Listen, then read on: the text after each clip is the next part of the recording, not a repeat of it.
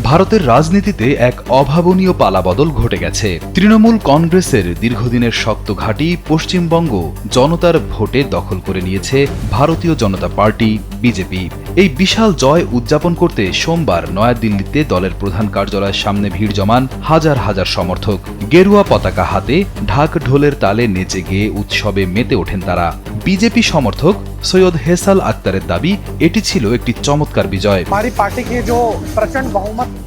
আমাদের দল এক বিশাল জয় পেয়েছে। সেই খুশিতে আমাদের মতো হাজার হাজার কর্মী আজ পার্টি অফিসে এসে উৎসবে মেতেছে। আমাদের সম্মানীয় প্রধানমন্ত্রী নরেন্দ্র মোদী এবং স্বরাষ্ট্রমন্ত্রী অমিত শাহের নেতৃত্বে এই ঐতিহাসিক জয় এসেছে।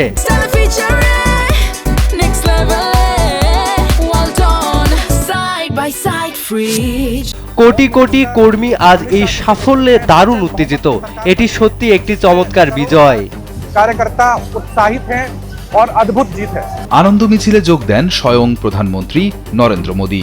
সমর্থকদের ভালোবাসার জবাবে মোদীজিকেও দেখা যায় চিরাচরিত ঐতিহ্যবাহী পোশাকে। সাধারণ মানুষ থেকে শুরু করে বড় বড় নেতারাও এই জয়কে মোদীজির নেতৃত্বের এক ঐতিহাসিক সাফল্য হিসেবে দেখছেন। ভারতের প্রধানমন্ত্রী নরেন্দ্র মোদীকে নিয়ে উচ্ছ্বাস প্রকাশ করেন বিজেপি সমর্থক অর্পণা ঝা। মোদিজি আমাদের গর্ব এবং ভারতের উজ্জ্বল কপালে চন্দনের তিলকের মতো। তাকে দেখে আমরা রোমাঞ্চিত হই।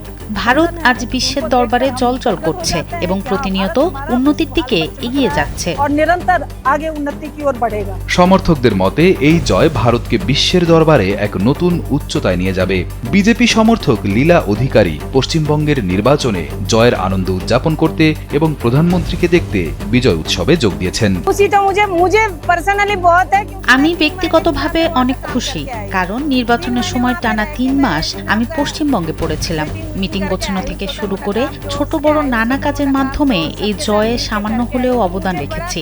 আজ যখন বিজেপি জিতেছে, আমার মনে হচ্ছে আমার পরিশ্রম সার্থক হয়েছে।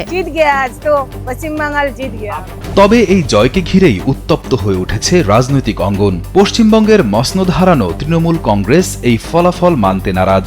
মমতা বন্দ্যোপাধ্যায় এই জয়কে অনৈতিক বলে দাবি করেছেন এবং নির্বাচন কমিশনের বিরুদ্ধে পক্ষপাতের অভিযোগ তুলেছেন।